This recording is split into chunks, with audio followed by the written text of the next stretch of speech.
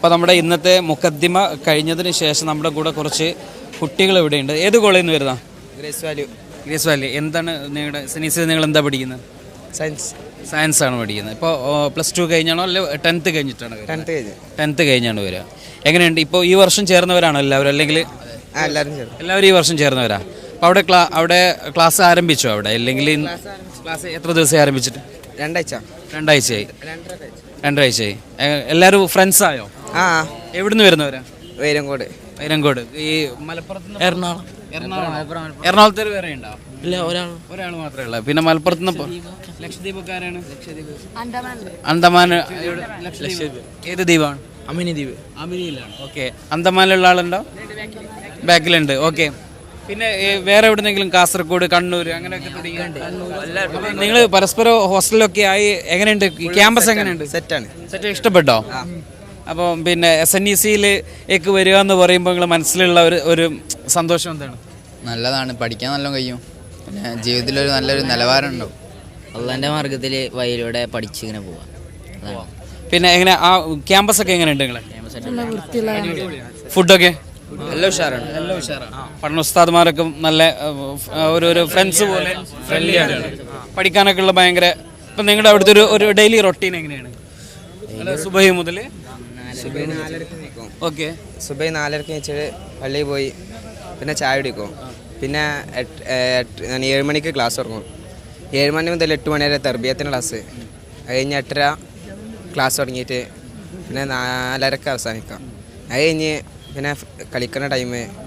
അത് കഴിഞ്ഞ് പിന്നെ മഗ്‌രിബ് നിസ്കരിച്ച് പിന്നെ ഭക്ഷണം കഴിച്ച് അദ്ദാദൊക്കെ ഉണ്ട്.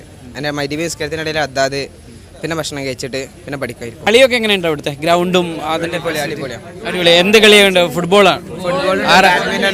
ബാഡ്മിൻ്റൺ, ക്രിക്കറ്റ് എല്ലാം ഉണ്ട്. ആരാ ഏറ്റവും നല്ല ഫോർവേഡൊക്കെ ആരാ? നിങ്ങളുടെ താരാരാണ്? എല്ലാവരും കളിക്കും. അപ്പോൾ എല്ലാവർക്കും കളിക്കാൻ കഴിയും. നിങ്ങൾ എത്ര കുട്ടികൾ അവിടെ ഉള്ളത്? നിങ്ങൾ എത്ര കുട്ടികളുണ്ട്? 60. ഓക്കെ. അപ്പം എല്ലാവരും +2 ബാച്ച് വേറെ.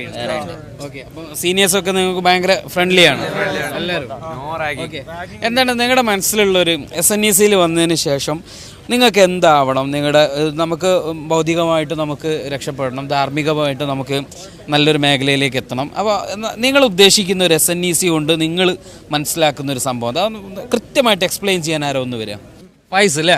ഓക്കെ. പൈസ എവിടെ നിന്ന് വരുന്നത്? അരീക്കോട് കറി. ഓക്കെ, പറഞ്ഞു. ഇതുകൊണ്ടിപ്പോൾ നമുക്ക് പറഞ്ഞാൽ മതപരമായിട്ടും ഇതായിട്ട് നമുക്ക് സമസ്തനായിട്ട് ഒരാളാവാനും പറ്റും. പിന്നെ ഭൗതികമായിട്ട് നമ്മളെ ഗോൾ സെറ്റിംഗ് ഒക്കെ റെഡിയായി നല്ല രീതിയിൽ പഠിക്കാനും കഴിയുന്നുണ്ട്. അങ്ങനെ പഠിച്ച് വലിയ ആളാവാനും പിന്നെ ഇതുമായിട്ട് സമസ്തയായിട്ട് പോകാനും ഒക്കെ കൂടി നമുക്ക് കഴിയുന്നതാണ് പ്രതീക്ഷ. നമ്മുടെ ഈ കാലഘട്ടത്തിൽ നമുക്ക് ആവശ്യമുള്ള ഒരു സംഭവം എന്ന് പറഞ്ഞാൽ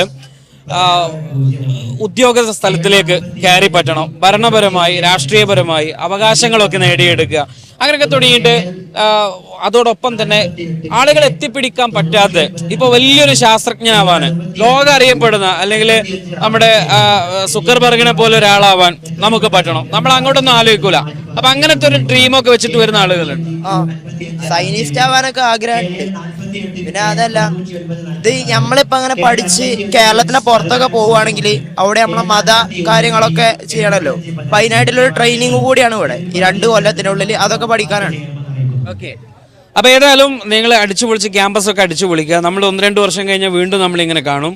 നമ്മളൊക്കെ ഇങ്ങനെ ഒരു കമ്മ്യൂണിക്കേഷനൊക്കെ ആയിട്ട്. അപ്പോൾ എല്ലാവരും നിങ്ങളെല്ലാവരും കാണാൻ നല്ല രസമുണ്ട് കേട്ടോ. നിങ്ങളുടെ നല്ലൊരു റിഫ്രഷ്മെന്റ്, ഒരു നല്ല രസകരമായിട്ട് നിങ്ങളുടെ ഒരു യൂണിഫോമിറ്റി. ഇത് നിങ്ങളുടെ അവിടുത്തെ യൂണിഫോം ആണോ അല്ലെങ്കിൽ അവിടുത്തെ യൂണിഫോം ആണ് അല്ലേ? അപ്പൊ ഈ യൂണിഫോം ഒക്കെ ഒരു നല്ലൊരു രസമുള്ള ഒരു യൂണിഫോം ഒക്കെയാണ് അല്ലേ? ഓക്കെ.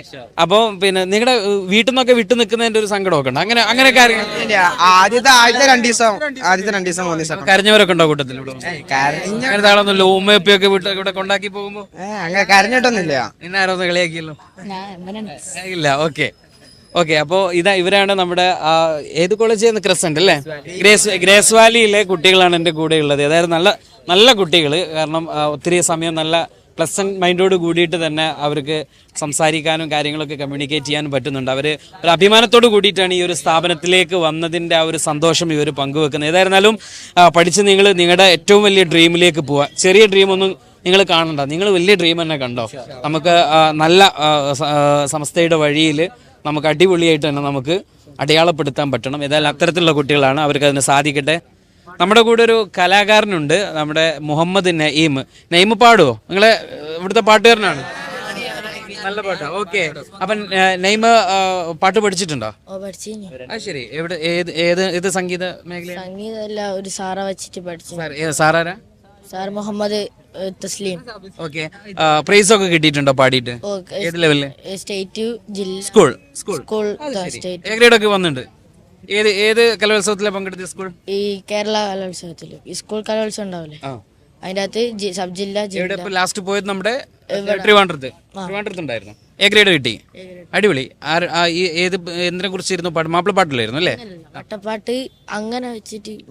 അപ്പൊ അതിലൊക്കെ പാട്ടുകാരനാണ്, വട്ടപ്പാട്ടിലൊക്കെ പാട്ടുകാരനാണ്. ഓക്കെ, ആ പാട്ട് പാടാം അല്ലേ? ഓക്കെ, ഇപ്പൊ അറബിക് സോങ് ആയിട്ടേ പറയാം. ആയിക്കോട്ടെ. യാ ബിലാദിനാ വറൂഹിനാ